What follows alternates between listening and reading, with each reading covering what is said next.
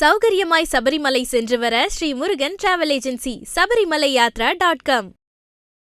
அதாவது வீரமணி அப்படின்ற அந்த பெயர் வந்தாலே நமக்கெல்லாம் ஞாபகம் வர்றது முதலாவது அந்த சபரிமலை ஐயனுடைய பாடல் தான். உண்மையாகவே இந்த சபரிமலை ஐயனுக்கான அந்த பாடலை பாடியது யார்? அந்த பள்ளிக்கட்டு சபரிமலைக்கு பாடல். அந்த பாடலை பாடி அது மட்டுமல்ல, பகவான் சரணம், எங்கே மணக்குது, அன்னதான பிரபு என்று அனைத்து, அதாவது கார்த்திகை மாதம் மாலை அணிந்து எல்லார் வாயிலையும் முணுமுணுக்கும் பாடல். இது எல்லாவற்றையும் பாடியது அமரர் வீரமணி சாமி அவர்கள். அவர் 1990ஆம் ஆண்டு மறைந்தார்.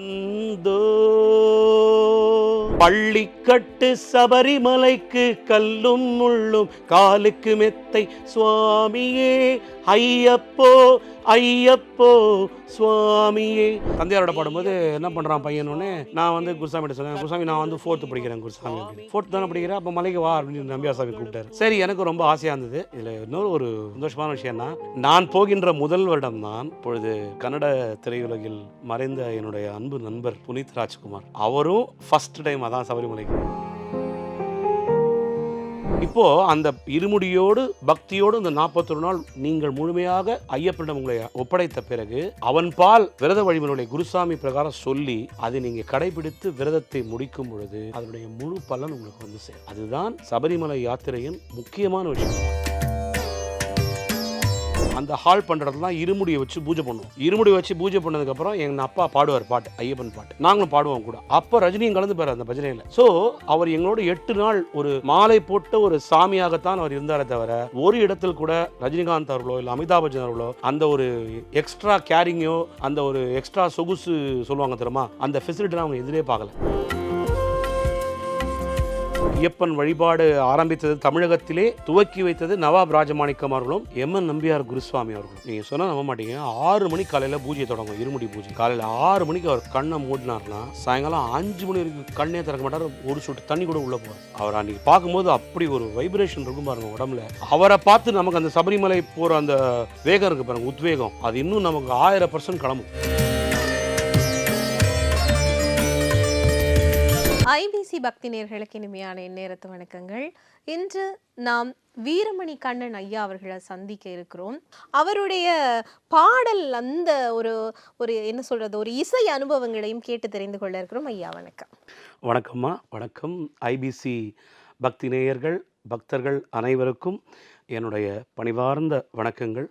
இப்போ குறிப்பாவே வந்து உங்களுடைய பெயர், அதாவது வீரமணி அப்படின்ற அந்த பெயர் வந்தாலே நமக்கெல்லாம் ஞாபகம் வர்றது முதலாவது அந்த சபரிமலை ஐயனுடைய பாடல் தான்.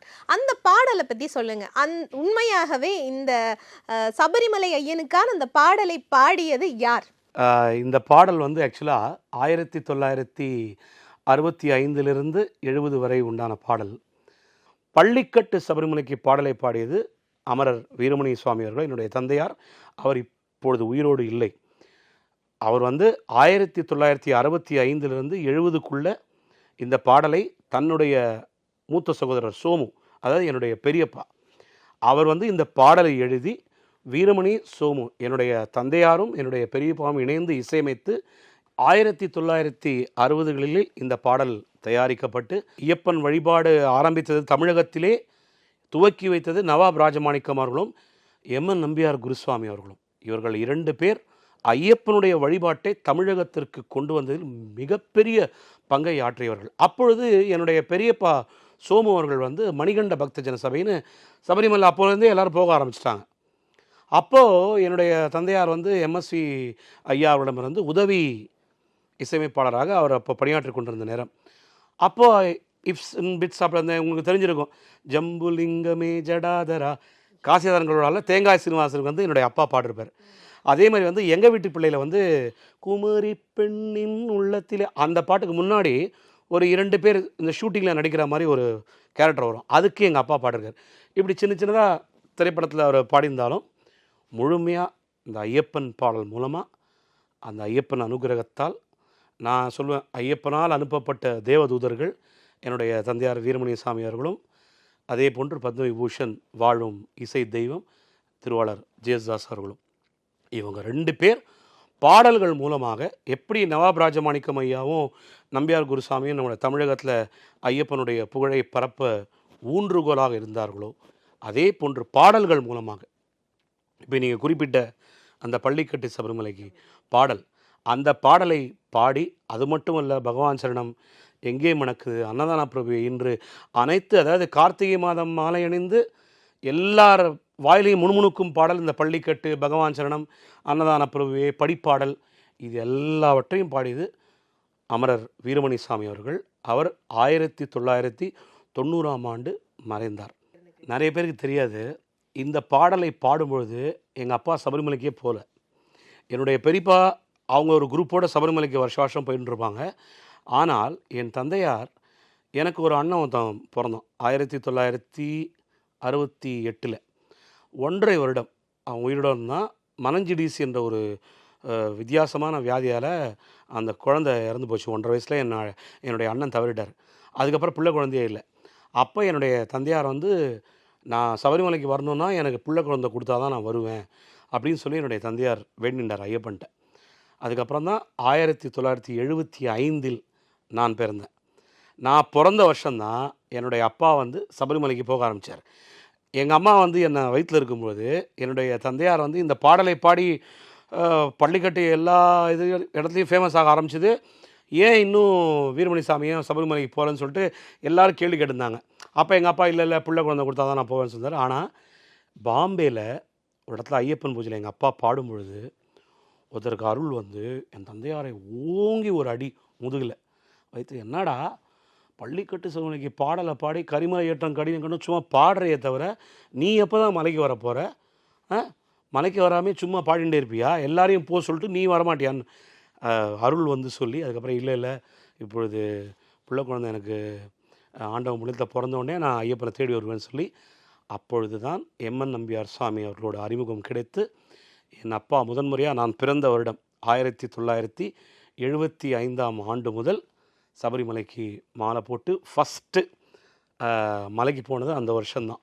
கார்த்திகை மாதம் முதல் நாள் மாலை அணிந்து. ஏன்னா நம்பியார் சாமி ஸ்கூல் வந்து ரொம்ப கஷ்டமான ஸ்கூல். கரெக்டாக விரதம் இருக்கணும், கரெக்டாக நேமனிஷ்டையை ஃபாலோ பண்ணி கரெக்டாக சபரிமலை யாத்திரையை முடிக்கணுன்றது தான் அவருடைய ஒரு ஸ்ட்ரிக்ட் பாலிசி, மாலை போட்டுன்னு. ஆகவே அவருடைய நட்பு கிடைத்து அவர் கூட மலைக்கு போய் நானும் அவர் கூட தான் போக ஆரம்பித்தேன். இப்படியாக பள்ளிக்கட்டு சபரிமலைக்கு பாடல் வந்து, அதுக்கப்புறம் பகவான் சரணம், அப்புறம் எங்கே மணக்குது, அன்னதான பிரபுவே, இப்படி எண்ணற்ற பாடல்கள். தந்தையாருக்கு வந்து ஒரு மிகப்பெரிய ஒரு புரட்சி பக்தி இசை உலகில் ஐயப்பன் பாடல் மூலமாக என்னுடைய தந்தையாருக்கு அந்த ஆசி கிடைத்தது. மக்களின் அசாத்தியமான ஒரு சப்போர்ட்டோட நல்ல ஐயப்பன் பக்தர்கள் அந்த பாடல்களுக்கு வரவேற்பு கொடுத்து, ஐயப்பன் தன்னுடைய புகழை வீரமணி சாமி மூலமாக ஐயப்பன் பரப்பி கொண்டார் என்பதை இந்த நேரத்தில் நான் நன்றியுடன் தெரிவித்துக் கொள்கிறேன். நேயர்கள் எல்லோரும் அந்த ஐயப்பன் மாடலின் தேசிய கீதம், அதாவது இந்த பள்ளிக்கட்டு தான் எங்களுடைய லெகசி, எங்களுடைய குடும்பத்திற்கு ஒரு மிகப்பெரிய ஒரு பாடலாக அமைந்து ஒரு பெரிய அடையாளத்தை என்னுடைய தந்தையார் அமரர் வீரமணி சாமிக்கு கொடுத்தது. அதை ஒரு 4 வரி ரசிகர்களுக்காக பக்தர்களுக்காகவும் நான் அன்புடன் ஐபிசி பக்திக்கு முதன்முறையாக நான் வந்து பாடணும்னு விருப்பப்படுறேன். இருமுடிதாங்கி ஒரு மனதாகி குருவெனவே வந்தோ, இருவினை தீர்க்கும் அந்த யமனையும் வெல்லும் உன் திருவடியை காண வந்தோ. பள்ளிக்கட்டு சபரிமலைக்கு கல்லும் முள்ளும் காலுக்கு மெத்தை சுவாமியே ஐயப்போ, சுவாமி சரணம் ஐயப்ப சரணம். பள்ளிக்கட்டு சபரிமலைக்கு கல்லும் முள்ளும் காலுக்கு மெத்தை சுவாமியே ஐயப்போ, ஐயப்போ சுவாமியே. நெய் அபிஷேகம் சுவாமிக்கே, கற்பூர தீபம் சுவாமிக்கே. ஐயப்பன்மார்களும் கூறிக்கொண்டு ஐயனை நாடி சென்றிடுவார், சபரிமலைக்கே சென்றிடுவார் சுவாமியே ஐயப்போ, ஐயப்போ சுவாமியே. அந்த அதாவது ஐயப்பனுடைய பக்தர்கள் இதை கேட்கும்போது கண்டிப்பாக ஒரு சொட்டு கண்ணீர் வந்து கண்கள்ல வரும். அதை மறக்கவே முடியாது. இது வந்துமா இங்கே ஒண்டி இல்லைம்மா. நான் வந்து இப்போ சமீபத்தில் காலத்தில் ஆஸ்திரேலியா, லண்டன் எல்லாத்துக்கும் சுற்றுப்பயணம் ஐயப்பன் மண்டல பூஜைக்காக செல்லும் பொழுது ஒவ்வொரு சாமிமார்களும் இந்த பாடலை முழுதாக என்னுடன் பாடினார்கள். அதனால தான் இது வந்து ஐயப்பன்மார்களின் தேசிய கீதம் என்று நான் பெருமையுடன் சொல்வேன். ஏன்னா இந்த பாடல் தான் ஒரு மிகப்பெரிய அங்கீகாரத்தை கொடுத்தது சபரிமலைக்கு. இன்றைக்கி இந்த பாடல் வந்து தமிழில் ஒண்டி இல்லைம்மா, தெலுங்கில் இருக்குது, கன்னடத்தில் இருக்குது, எல்லா மொழிகளிலும். அதாவது சபரிமலையில் எப்படி ஜாதி மத பேதமில்லை அந்த மாதிரி நம்ம சொல்கிறோமோ, அந்த மாதிரி சபரிமலையில் ஒலிக்கும் ஒரே மந்திரம் இந்த பள்ளிக்கட்டு பாடல். இந்த பாடலை எழுதிய என்னுடைய பெரியப்பா சோமு இன்றும் 92 வயதில் உயிருடன் இருக்கிறார். இன்றைக்கும் ரொம்ப ஆக்டிவாக இருக்கார். மியூசிக் பண்ணது அவர். என்னுடைய தந்தையார் அவர் தான் ஐயப்பனிடம் சீக்கிரம் சென்று விட்டார். ஏன்னா ஐயப்பனுக்காக நிறைய பாடல் பாடி ஐயப்பனுக்காக உருகி ஐயப்பனிடமே சீக்கிரம் சேர்ந்து விட்டார். இன்று அவர்களெல்லாம் போட்ட பாதையிலே நாங்கள் எல்லாம் ரொம்ப சௌக்கியமாக கார் ஓட்டின்னு போகிறோம். இதை தான் நாங்கள் சொல்லணும், வேறு என்ன. எல்லா ஆலயங்களிலும் நாங்கள் எங்கே போனாலும் வீரமணி சாரோட பையனா வாங்க அப்படின்னு சொல்லிட்டு தரிசனம் பார்ப்பதிலிருந்து எல்லாவற்றிலும் இது எல்லாத்தையோட சந்தோஷம் என்ன தருவாங்க. ஒரு ஐயப்பன் பூஜைக்கு போகும்போது ஒரு ஐயப்பன் வந்து, சாமி இந்த பாட்டை கேட்டு தான் சாமி எனக்கு சபரிமலைக்கு போகிறதுக்கே ஒரு உற்சாகம் வந்ததுன்னு சொல்லுவாங்க. ஸோ அப்படி நம்ம அந்த வார்த்தைகள்லாம் கேட்கும்பொழுது நம் மிகவும் கொடுத்து வைத்தவர். ஏன்னா இறைவனால் நீங்கள் சொன்ன மாதிரி இறைவனால் படைக்கப்பட்ட ஒரு அரிய வகை மானிட பிறப்பாக தந்தையார் வீரமணி சாமர்களுக்கு இந்த பாக்கியத்தை கொடுத்து அவர் மூலமாக இன்று நான் வந்து எல்லாருக்கும் இந்த பாடலை பாடும் ஒரு பாக்கியத்தை அளித்த இறைவனுக்கும் என்னுடைய பெற்றோர்களுக்கும் நன்றி. நிச்சயமாங்க ஐயா. இந்த நேரத்துல நம்பியார் ஐயா அவர்களும் சூப்பர் ஸ்டார் ரஜினிகாந்த், அதே போல நம்ம அமிர்தாப் பச்சன் ஐயா அவர்களும் வந்து சேர்ந்து பயணித்த அந்த ஐயப்பன் தரிசனம், அந்த பயணம் தொடர்பிலான அனுபவங்கள். அற்புதங்க. அதாவது 75 என்னுடைய தந்தையார் போக ஆரம்பித்தார். 83 தான் என்னுடைய முதல் ஐயப்பன் சபரிமலை வைபவம். நான் வந்து அப்போ நான் சின்ன பையன் தானங்க, 8 வயசு. அப்போ ரொம்ப கிரிக்கெட்டில் பயங்கர பைத்தியம் நான். அதனால நான் எங்கேயும் போகலாம் மாட்டேன். ஏன்னா டெய்லி கிரிக்கெட் ஆட போகணும், விரதம் இருக்கணும், குளிக்கணும், சாயங்காலம் அப்படின்னு சொல்லிட்டு ரொம்ப நேம நிஷ்டைகள் வந்து ரொம்ப முக்கியம் ஐயப்பனுக்கு. மற்ற எல்லா கடவுளை கம்பேர் பண்ணும்போது ஐயப்பனுக்கு ஒரு தனி விரத முறைகள் அதெல்லாம் வந்து ரொம்ப இது. அப்புறம் குழந்தைனால அப்போ நம்பியார் சாமின்னு சொன்னார். அவரை நான் மீட் பண்ண போகும்போது பூஜையில் பாடினேன். எனக்கு அப்போ 6 வயசுலேருந்து நான் பாட ஆரம்பித்தேன். தந்தையாரோட பாடும்போது என்ன பண்ணுறான் பையனோடனே நான் வந்து குருசாமிகிட்ட சொன்னேன், குருசாமி நான் வந்து 4th படிக்கிறேன் குருசாமி அப்படின்னு. 4th தானே படிக்கிறேன், அப்போ மலைக்கு வா அப்படின்னு நம்பியார் சாமி கூப்பிட்டாரு. சரி, எனக்கு ரொம்ப ஆசையாக இருந்தது. இதில் இன்னொரு எனக்கு ரொம்ப ஒரு சந்தோஷமான விஷயம்னா, நான் போகின்ற முதல் வருடம்தான் இப்பொழுது கன்னட திரையுலகில் மறைந்த என்னுடைய அன்பு நண்பர் புனித் ராஜ்குமார், அவரும் ஃபஸ்ட் டைம் அதான் சபரிமலைக்கு. அந்த வருஷம் ராஜ்குமாரும் வரார். ராஜ்குமார், ரஜினிகாந்த் அவர்கள், அதே போன்று ஸ்ரீகாந்த் அவர்கள், எல்லா திரைப்பட கலைஞர்கள் எல்லோரும் நம்பியார் சாமி கூட வருவாங்க. என்ன காரணம்னா ரொம்ப சிஸ்டமேட்டிக். நம்பியார் சாமி மாதிரி ஒரு அந்த இருமுடி அன்னைக்கு காலையில் அந்த தலைப்பாகையை கட்டுன்னு இப்படி உட்காருவார் மாலை போட்டுன்னு. மேடம் நமக்கெல்லாம் வந்து ஒரு 2 ஹவர் கண்ணை மூடி திறந்தாலே நமக்கு எதுவும் மாதிரி இருக்கும். நீங்கள் சொன்னால் நம்ப மாட்டீங்க, 6 மணிக்கு காலையில் பூஜை தொடங்கும், இருமுடி பூஜை. காலையில் 6 மணிக்கு அவர் கண்ணை மூடினார்னா சாயங்காலம் 5 மணி வரைக்கும் கண்ணே திறக்க மாட்டார். ஒரு சொட்டு தண்ணி கூட உள்ளே போகாது. நிஷ்டையிலே இருப்பார் அப்படியே. அவர் அன்றைக்கி பார்க்கும்போது அப்படி ஒரு வைப்ரேஷன் இருக்கும் பாருங்கள் உடம்புல. அவரை பார்த்து நமக்கு அந்த சபரிமலை போகிற அந்த வேகம் இருக்குது பாருங்கள், உத்வேகம், அது இன்னும் நமக்கு 1000% கிளம்பும். அதே மாதிரி ரஜினிகாந்தாக இருக்கட்டும், அமிதாப் பச்சனாக இருக்கட்டும், அவங்கெல்லாம் வந்து அந்த நடிகன்ற ஒரு பெரிய ஒரு செலிப்ரிட்டி ஸ்டேட்டஸே மறந்துடுவாங்க. அங்கே வந்து அவங்களும் சாமி தான். என்னெல்லாம் வந்து நான் இப்போ சின்ன பையன் தானே, என்னை வந்து கண்ணன் சாமி வாங்க சாமியெலாம் கூப்பிடுவார். மாலையை கட்ட சாப்பிட டாய் கண்ணா இங்கே வா, ஏன்னா மாலை போட்டும்போது எல்லோரும் ஒருத்தர் சாமின்னு கூப்பிடணும். அந்த வருடம் வந்து ரஜினி சார் எப்பவும் வந்து அவருக்கு வந்து இப்போது நான் அதுக்கப்புறம் என்னுடைய தந்தையார் மறைந்த பிறகு டச்சு இல்லை. இப்போ அதெல்லாம் வந்து அவருக்கு நாங்கள் போய் ஞாபகப்படுத்துகிறோம். ஏன்னா நான் 8 வயசு இருக்கும்போது ரஜினி சார் வந்து அந்த வருஷம் தான் திருநள்ளாறில் வந்து அவருக்கு குளிக்கும்போது வழுக்கி விழுந்தார் குளத்தில். அந்த வருஷம் அது ஒரு பெரிய நியூஸ் ஆகி ரஜினிக்கு ரொம்ப அடிபட்டு போச்சு, இப்படியாட்ட ரசிகர்கள்லாம் சூழ்ந்து கொண்டு இல்லை ரஜினி வெளில வந்து அவர் நான் ஓகேன்னு சொன்னால் தான் நாங்கள் போவோம்னு சொல்லி அந்த சிதம்பரம் திருநள்ளாறுக்கு சுற்றி ரசிகர்கள். அந்த வருஷம் தான் நம்பியார் அப்பா இவ்வளோ சினிமாவில் கூட்டம் வந்தால் எனக்கு இவ்வளோ பிரச்சனையான்னு நம்பியார் அவ்வளோ செல்லமாக கடிஞ்சுண்டு.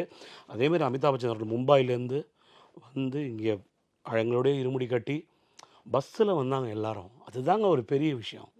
நல்லா ஏ பஸ் பி பஸ்ஸுன்னு அப்படி நம்பியார் சாமி 5 பஸ்ஸு போவோங்க. நாங்கள்லாம் இ பஸ், சின்ன பசங்க எல்லாம். இ பஸ்ஸில் நாங்கள் வருவோம் சின்ன பசங்க. யாருன்னா நம்ம சங்கர் கணேஷ், மிஸ் டாக்டர் கணேஷ் கேட்பாங்க. அவரோட பையன் ஸ்ரீ இப்போ நடிச்சுட்டு இருக்கார் நிறைய தொடர்களெல்லாம். அவர், நான், அப்புறம் ராஜ்குமார் சார் பையன் புனித் ராஜ்குமார். புனித் ராஜ்குமார்லாம் இப்போ எப்படின்னா, நான் ஐயும் பாட்டு தமிழில் பாடும்போது அவனும் கன்னடத்தில் பாடுவான் அழகாக. அவ்வளோ பெரிய ஒரு ரொம்ப ஃப்ரெண்ட்ஷிப்புங்க. நல்ல அருமையான ஒரு சகோதரர். நாங்கள்லாம் மலைக்கு போகும்போது எப்படின்னா, அங்கே வந்து எல்லோரும் சினி ஆக்டர்ஸ்னால் ஒரு ஃபேம் தானேங்க. எல்லாம் பார்க்க க்ரௌடு கூடும். அப்போ என்ன நம்பியார் சொல்லுவார், கோச்சிக்காதீங்க ரஜினி, ஒரே நிமிஷம் உங்கள் முகத்தை காமிச்சு நீங்கள் நல்லா இருக்கீங்கன்னு சொல்லுங்கள், எல்லாருக்கும் கை காமி, எல்லாருக்கும் ஆசை தானே. சபரிமலையிலே இருக்கவே உள்ள. அப்புறம் தான் நம்பியார் சாமி கொஞ்சம் கொஞ்சமாக குறைச்சார். அந்த சினிமா க்ரௌடை குறைச்சி மலைக்கு போவேன். நான் வந்து அவர் கூட 83லேருந்து 90 வரைக்கும் அவர் கூட தான் போனேன் ஃபுல்லாக. ஒவ்வொரு வருடமுங்க அவரை மாதிரி ஒரு ஸ்ட்ரிக்டான குருசாமி நம்ம பார்க்கவே முடியாது. நம்ம சினிமாவில் அவரோட வில்லத்தனத்தை தாங்க பார்த்துருக்கோம். நிஜ வாழ்க்கையில் அவரை மாதிரி ஒரு டெடிகேட்டடான ஒரு ஐயப்பா பக்தன் என் வாழ்நாளில் நான் பார்த்ததில்லை. அவ்வளோ ஒரு பக்தி. அந்த குருசுவாமி என்பவர் யார்? நம்மை சபரி யாத்திரைக்கு கரெக்டாக அழைத்து சென்று முன்னே நின்று எல்லாவற்றிலும் முன்னே நிற்க வேண்டும். அந்த யாத்திரையாக இருந்தாலும் சரி, பெரிய பாதை நடக்கிறதாலும் சரி, சின்ன பாதை நடந்தாலும் சரி, எந்த ஒரு காரியத்தை செய்தாலும் குருசாமியாக முன்னின்று எங்களுக்கு அந்த மாலை போட்ட நாள்லேருந்து அந்த 41 நாள் விரதம் வரைக்கும் இன்ஸ்ட்ரக்ஷன் கொடுத்து சபரிமலை யாத்திரையை அவ்வளோ அழகாக எங்களுக்கு புரிதல் கொண்டு வந்து அவ்வளோ பெரிய நேம விரதத்தை கடைபிடித்து அந்த பலன் சபரிமலை போகிறது வந்து ஒரு பெரிய பலனுங்க. மலை ஏறுதலே வந்து வாழ்க்கையில் வந்து நமக்கு ஒரு பெரிய பலன். ஏன் நம்ம திருப்பதி போகிறோம்? ஒரு வேண்டுதலுக்காக போகிறோம். அந்த வேண்டுதல் நிறைவேறது எப்படி வரும் உங்களுக்கு? அந்த விரதத்தை முழுமையாக நீங்கள் கடைபிடிக்கும் பொழுது தான் அதனுடைய முழு பலன் உங்களுக்கு கிடைக்கும். நீங்கள் கேட்கலாம், ஒரு வாரம் விரதம் இருக்காங்க, சிகரெட் பிடிக்கிறாங்க, இன்றைக்கி எல்லாருக்கும் ஐயப்பன் தரிசனம் கொடுப்பார். தரிசனம் தரமாட்டார்னு சொல்ல, உங்களுக்கு அந்த பலன் கிடையாது. எதை நோக்கி செல்கிறீர்கள்? உங்கள் வாழ்க்கை பயணம் எதை நோக்கி செல்கிறீர்கள்? இப்போ என்னை எடுத்துக்கோங்க. இப்போ நான் மலைக்கு போகிறேன், நான் வேண்டிக்கிறேன், 41 நாள் கடுமையாக விரதம் இருந்து ஐயப்பனுக்கோ வெங்கடாதிபதிக்கோ முருகனுக்கோ யாருக்காக வேணா இருக்கட்டும், 41 நாள் விரதத்தை நான் என்னை வருத்தி கொண்டிருப்பது எதற்காக? ஆக்சுவலாக எனக்கு என்ன டார்கெட்டு? சரி, எனக்கு இப்போது கல்யாணம் ஆகி எனக்கு ஒரு பொன் குழந்தை இருக்குது. அந்த பொன் குழந்தை நல்லா படித்து நல்ல ஒரு இடத்துல கல்யாணம் பண்ணி கொடுக்கணும். அதுக்கு எனக்கு அருள் புரி இறைவான்னு நம்ம வேண்டிக்கிறோம். எனக்கு ஒரு நல்ல இடத்துல வேலை கிடைக்கணும். ஒவ்வொருத்தருக்கும் ஒவ்வொரு தரப்பட்ட பிரார்த்தனைகள். ரொம்ப பணக்காரனாக இருக்கவங்க எனக்கு நிம்மதி வேணும்னு சொல்லிட்டு மலைக்கு போடுவோம். இப்போது அந்த இருமுடியோடு பக்தியோடு இந்த 41 நாள் நீங்கள் முழுமையாக ஐயப்பனிடம் உங்களை ஒப்படைத்த பிறகு அவன் பால் அந்த விரத வழிமுறைகளை குருசாமி பிரகாரம் சொல்லி அதை நீங்கள் கடைபிடித்து விரதத்தை முடிக்கும் பொழுது அதனுடைய முழு பலன் உங்களுக்கு வந்து சேரும். அதுதான் சபரிமலை யாத்திரையின் முக்கியமான விஷயம். நிறைய பேருக்கு தெரியாது. நிறைய பேர் நினச்சிருக்காங்க, மாலை போட்டிருக்கோம், பிக்னிக் மாதிரி போகிறோம் வரோம், அதெல்லாம் பிரயோஜனமே கிடையாது. 41 நாள் அந்த விரதம் இருந்து உங்களை முழுமையாக ஆண்டவரிடம் ஒப்படைத்தால்தான் அதனுடைய முழு பலன் நமக்கு வந்து சேரும். நிச்சயமாங்க ஐயா. குறிப்பாக வந்து ரஜினிகாந்த் அவர்கள் வந்து இந்த உங்களுடைய முதலாக அவர் வந்திருந்தார் அப்படின்ற மாதிரிலாம் சொல்லியிருந்தீங்க. அவருடைய அந்த முதல் அவர் மாலை அணிந்திருப்பார்ல, சபரிமலைக்கு மாலை போட்ட அந்த அனுபவங்கள் எப்படி இருந்தது? அவர் 41 நாள் விரதம் இருந்தாருங்க. இந்த ஷூட்டிங்காக அவரை ஷேவ் பண்ண வேண்டிய சூழ்நிலை. அது வந்து தொழில் ஒன்றும் பண்ண முடியாது. மற்றபடி அவர் ஃப்ரீயாக இருந்தாருன்னா மற்ற சாமிகள் வீட்டில் பூஜை நடக்கும், வந்து கலந்துப்பார். நிறைய, அதாவது ஒரு என்ன சொல்கிறது, அவர் அந்த செலிப்ரிட்டின்ற தன்னோட ஸ்டேட்டஸே மறந்து ஒரு சக சாமியாக தான் எங்களோட யாத்திரையை மேற்கொண்டார். அவர் நான் பெரிய சூப்பர் ஸ்டாரு, எனக்கு தனியாக பஸ் வைங்க, எனக்கு தனியாக காரில் வருவேன், அதெல்லாம் எதுவுமே அவர் சொல்லலைங்க. இதில் ஒரு பியூட்டி என்னென்னா, நாங்கள் பாடுவோம், பஜனை பண்ணுவோம் டெய்லி. சபரிமலை வந்து நம்பியார் சாமி கூட போகும்போது எப்படின்னா ஒவ்வொரு இடத்துல ஜங்ஷன் நிறுத்துவோம். நாங்கள் இன்றைக்கி இந்த இடத்துல ஹால்ட்டு, அந்த இடத்துல ஹால்ட்டு, அந்த ஹால் பண்ணுற இடத்துல தான் இருமுடியை வச்சு பூஜை பண்ணுவோம். இருமுடி வச்சு பூஜை பண்ணதுக்கப்புறம் எங்கள் அப்பா பாடுவார் பாட்டு, ஐயப்பன் பாட்டு, நாங்களும் பாடுவோம் கூட. அப்போ ரஜினியும் கலந்துப்பார் அந்த பஜனையில். ஸோ அவர் எங்களோட 8 நாள் ஒரு மாலை போட்ட ஒரு சாமியாகத்தான் அவர் இருந்தாரே தவிர ஒரு இடத்தில் கூட ரஜினிகாந்த் அவர்களோ இல்லை அமிதாப் பச்சன் அவர்களோ ராஜ்குமார் சாமி அவர்களோ அந்த ஒரு எக்ஸ்ட்ரா கேரிங்கோ அந்த ஒரு எக்ஸ்ட்ரா சொகுசு சொல்லுவாங்க தெரியுமா, அந்த ஃபெசிலிட்டிலாம் அவங்க எதிரே பார்க்கல. ஒரு சாமியோட சாமியாக ஒரே ஒரு அவங்களுக்கு நிர்பந்தம் என்னென்னா அப்பப்போ ரசிகர்களை வெளியே வந்து பார்த்துட்டு ஒரு கை காமிச்சிட்டு வணக்கம் அப்படின்னு சொல்லிட்டு போக வேண்டியதானே தவிர அவர்களால் ஒரு எள்ளளவும் தொந்தரவு இல்லை. இன்னும் கேட்டால் ரஜினிகாந்த் வந்து தன்னுடைய வாழ்க்கையை ஆன்மீகத்தில் கட்டமைத்த பிறகு இன்னும் அவர் வந்து பெரிய பக்குவப்பட்ட மனுஷனானார். அதேமாதிரி ராஜ்குமாரும். எங்கள் அப்பாலாம் பெங்களூர் கச்சேரிக்கு போனால் ராஜ்குமார் வீட்டுக்கு போகாமே வரமாட்டார். ஏன்னா ராஜ்குமாருக்கும் எங்கள் அப்பாவுக்கு என்ன கனெக்ஷன்னா, எங்கள் அப்பா பாடுற எல்லா தமிழ் பாடலையும் கன்னடத்தில் ராஜ்குமார் பாடுவார். ராகவேந்திர சுவாமி எங்கள் அப்பா பாடின பாடல்கள் எல்லாம் இங்கே தமிழில், அப்படியே கன்னடத்தில் வந்து ராஜ்குமார் சார் பாடுவார். ஐயப்பன் பாட்டில் வந்து ஒரு பாட்டு இருக்குது, அதில் வந்து நேரமில்லை என்றிடாதே சுவாமி, ஒரே முறை சபரி வந்து பாரு, சரணம் ஐயப்பா ஒரு முறையே பாடினால் சர்வம் அருளும் வந்திடும் சபரிமலை ஐயனால். இது எங்கள் அப்பா தமிழில் பாடுது. இதே பாடல் ராஜ்குமார் கன்னடத்தில் ಬೇರ ಏನು ಕೇಳಲಾರೆ ಸ್ವಾಮಿ, ಒಂದೇ ಒಂದು ಮಾತೃ ಹೇಳು சுவாமி, இப்படி பாடினார். ஸோ இந்த கனெக்டிவிட்டி என்னுடைய தந்தையாருக்கும் கன்னட பிதாமகர் ராஜ்குமார் அவர்களுக்கும். ஸோ இப்படி பக்தி வந்துங்க எப்படி எல்லாரையும் ஒன்று சேர்க்குது பாருங்க. அதாவது இனத்தால், மொழியால், மதத்தால் வேறுபடாமல் இருக்க சபரி யாத்திரை வந்து ஒரு மிகப்பெரிய ஒரு அனுபவம் நமக்கு எல்லாருக்குமே. ஐயா, அடுத்து வந்து எல்லாருக்குமே சபரிமலை செல்றப்போ சில பேர் சபரிநாதனையே நேரில் பார்த்தோம், சிறுவன் வடிவில் வந்தார் அப்படின்னு சொல்லி நிறைய ஐயப்ப பக்தர்களை நம்ம பார்த்து பேசிட்டு போவங்கலாம் சொல்லியிருக்காங்க. அது மாதிரி உங்களுடைய ஐயப்ப அனுபவம் அப்படிங்கிறது எப்படி இருந்துச்சு? நிறைய நடந்திருக்குங்க. ஆனால் வந்து என்னென்னா, இது வந்து இந்த அனுபவம் வந்து மறக்க முடியாத அனுபவம். நம்பியார் சாமி கூட நாங்கள் செல்லும் பொழுது பெரிய பாதையில் வந்து பார்த்திங்கன்னா, பெரிய பாதையில் தான் வந்து நிறைய யானைகள் இருக்கும். இப்போது ரொம்ப இல்லை ஆக்சுவலாக. அந்த காலத்துலலாம் பார்த்திங்கன்னா யானைகள் தான் அங்கங்கேயும். ஆனை உலவும் பெரிய மலை, கண்ணங்கரிய காட்டுமலைன்னு பேர் கரிமலைக்கு. அந்த கரிமலை தான் யானை நிறைய உலாவும். அப்போது இரவு நேரம் வாக் பண்ணிகிட்டு இருக்கோம். டார்ச் ஒண்டி தான் நமக்கு வெளிச்சம், லைட்லாம் கிடையாது. அப்போது ஒரு 11:30 மணி இருக்கும் ராத்திரி. நாங்கள் எல்லாம் சுவாமியே ஐயப்போ, ஏன்னா பெரிய பாதை நடக்கும்பொழுது தான் ராத்திரி தான் நீங்கள் ஃப்ரீயாக நடக்க முடியும். ஏன்னா வெயில் வந்தால் நடக்க முடியாது. ஆகவே நாங்கள் நைட்டு நடப்போம். நடக்கும்போது ஒரு இடத்துல கரிமலை, நீங்கள் இப்போ இப்படி நடக்கிறீங்க, இங்கே ஃபுல்லாக கல் பெரிய பெரிய பாறையாக இருக்கும். அப்போது ஒரு 11:45 மணி இருக்கும். நாங்கள் போயின்ட்டுருக்கோம், எல்லாம் சின்ன பசங்களாம் நடந்துட்டுருக்கோம். எங்களுக்கு முன்னாடி குருசாமி, எம்என் நம்பியார், ஸ்ரீகாந்த் அவங்களாம். அப்போது ஒரு இடத்துல ஹால்ட் பண்ணுறான், தண்ணி குடிக்கிறது, ஏதான தொண்டையை நினச்சிது. அப்போ ஸ்ரீகாந்த் என்ன பண்ணுறாரு, இப்படி கை வைக்கிறார். கை வச்சுட்டு, சாமி இப்போ நாளைக்கு நம்ம அங்கே ஹால்ட் இப்படி போட்டிருக்கோம் அப்படின்னு சொல்லி குருசாமிகிட்ட பேசுகிறேன். இந்த கையை இப்படி வச்சுன்னு இருக்கார். இந்த கை இப்படி இருக்கு. ஒரு 10 நிமிஷங்கத்து இப்படி ஒரு சத்தம். என்னடா சத்தம் இங்கே? உடனே ஒரு சாமி இப்படி திரும்பி டார்ச் திருப்புறாரு. ஸ்ரீகாந்த் கை வச்சுட்டு வந்து யானையோட முகம், அவ்வளோ பெரிய யானை, நைட்டு கண்ணு தெரிலங்க. அந்த யானை ஃபேஸ் இருக்கு பாருங்க, அந்த தும்பிக்கு முன்னாடியா, அங்கே கை வச்சுருக்கார் ஸ்ரீகாந்த். யானைக்கும் மனுஷன் கை வைக்கிறான்றது தெரியுது, லைட்டு தெரியலையா என்னன்னு. லைட் வச்சதுக்கப்புறம் யானை இப்படி ஒன்று சில்புத்து பாருங்க. எல்லாம் நாங்கள் கூட்டு சொல்கிறோம், சாமியேன்னு கதறோம். அப்படியே ஒத்த யானைங்க. ஒத்த யானைக்கிட்ட எப்போவுமே நம்ம வந்து மாட்டக்கூடாது. ஏன்னா அதனுடைய மூடு எப்படி மாறும். ஏன்னா மிருகங்களுக்கு பொறுத்தவரையில் அது நம்மளை தாக்க வராங்களான்னு அது நம்மளை திருப்பி தாக்கும். கதறோம். குருசாமி வந்து ஒன்றும் இது பண்ணாங்க. இம்மீடியட்டாக ஒரு கற்பூரத்தை ஏற்றுங்கன்னு சொல்லி கற்பூரத்தை ஏற்றுறோம்.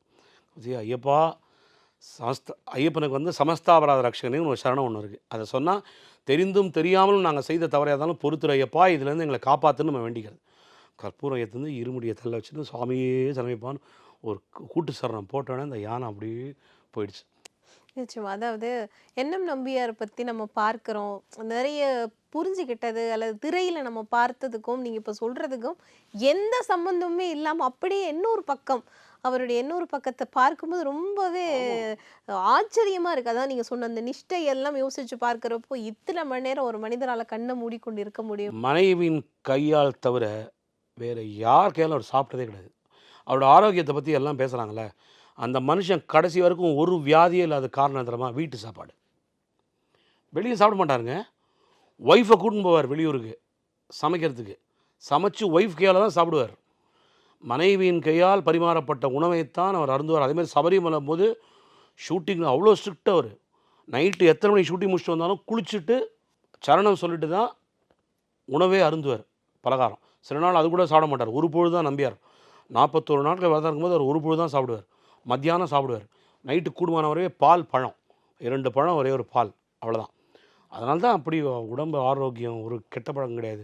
ஏன்னா இப்போ நான் வந்து நீ ஒழுங்காருன்னு சொன்னால் அதுக்கு நான் முதல்ல ஒழுங்காக இருக்கணும். அதற்கு 200% தகுதியுடைய மனிதர் எங்களது எம்என் நம்பியார் குருசாமி. ஏன்னா ஒரு நாளும் ஒரு சிகரெட்டையோ ஒரு இதையோ அவர் தொட்டு கூட பார்த்ததில்ல.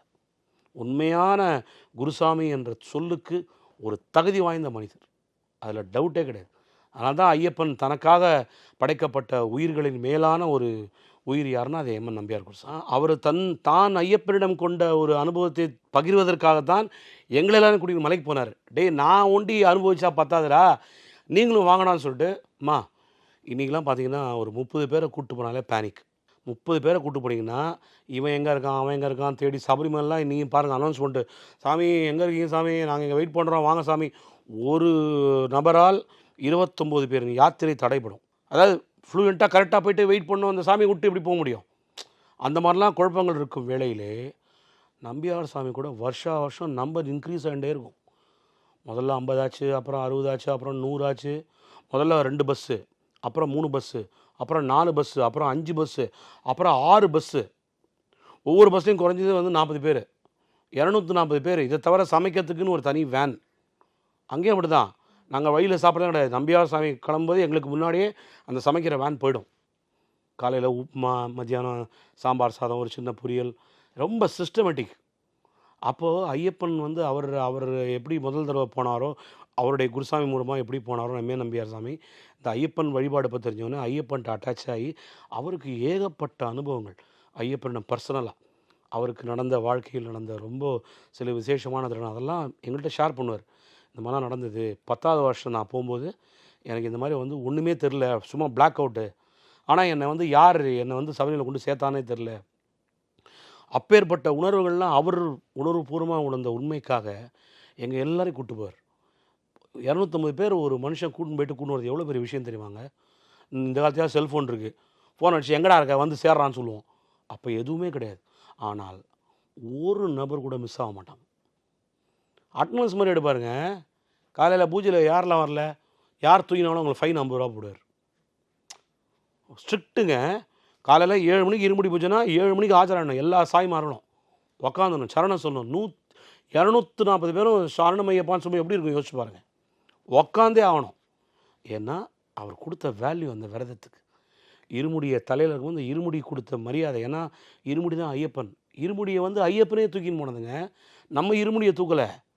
மகிழ்ச்சியை வதம் பண்ணும்பொழுது ஐயப்ப சுவாமி அவர்கள் முன்முடியில் வந்து அந்த மகிழ்ச்சியை வதம் பண்ணும்போது ஒரு வாரம் காட்டில் இருப்பார்ல, அவருக்கு பசிக்குன்றதுனால அவர் அரிசி எல்லாத்தையும் இன்றைக்கி வந்து எல்லோரும் இருமுடி பூஜை ஏன் அரிசி போடுறாங்க.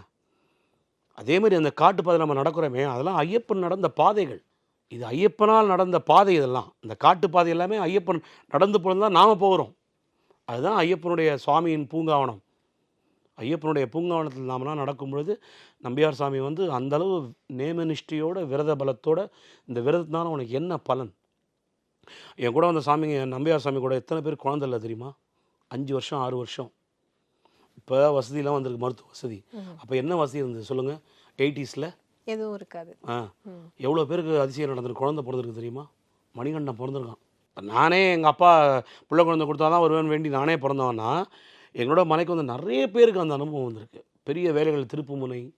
இது சபரிமலையோட பியூட்டி தெரியுமாங்க? ஃபஸ்ட் டைம் போகிறீங்கல்ல, ஒரு வாட்டியாவது மலைக்கு போய்ட்டு வந்துடணும், அதான் எனக்கு ஆசை. ஒரு வாட்டி ஐயப்பனை பார்த்துட்டு வந்தால் போதும் அப்படின்னு நம்ம நினைப்போம். ஓகேயா, போயிட்டு வந்துடுவோம். மாலையை கட்டி வச்சிடும். அந்த மாலையை கட்டும்போதே உங்களுக்கு ஒரு லேசாக மனசு கனமாக இருக்கும். ஐயோ நல்ல 41 நாள் நிம்மதியாக இருந்தமே, விரதத்தோட எவ்வளோ அழகாக இருந்தது, மாலையை கேட்டுறமேன்னு இருக்கும். ஆனால் ஆட்டோமேட்டிக்காக அக்டோபர் மாதம் வந்தோடனே அந்த கார்த்திகை நாளைக்கு பிறகுன்னு வச்சுக்கோங்க, நேராக நீங்களே ஃபோன் எடுத்துல சாமி நாளைக்கு எப்போ மாலை போடணும் அப்படின்னு நீங்கள் கேட்பீங்க. அதுதான் சபரிமலையின் யதார்த்தமான உண்மை. சௌகரியமாய் சபரிமலை சென்று வர Sri Murugan travel agency. sabarimalayatra.com